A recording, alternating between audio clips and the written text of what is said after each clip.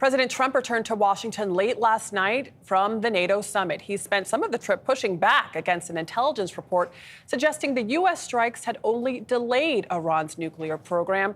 Now the White House says there's new assessments from the head of the CIA. Weijia Jiang is at the White House. Weijia, good morning. Adriana, good morning, and good morning to everybody. President Trump has been defiant that the U.S. strikes were an absolute success, going so far as to imply that any suggestion otherwise is an insult to the pilots who carried them out.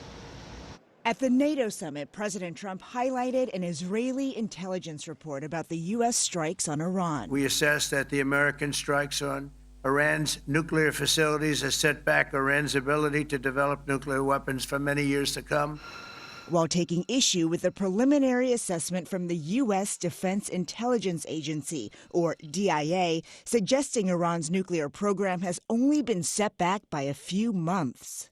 The report said what it said, and it was fine. It was severe, they think, but they had no idea. They shouldn't have issued a report until they did. By Wednesday afternoon, the Director of National Intelligence, Tulsi Gabbard, and CIA Director John Ratcliffe claimed their agencies have new intelligence. Ratcliffe said Iran's nuclear program was severely damaged and would have to be rebuilt over the course of years, while Gabbard claimed Iran's nuclear facilities have been destroyed. This was Defense Secretary Pete Hegseth this morning. You want to call it defeated, you want to call it obliterated, choose your word.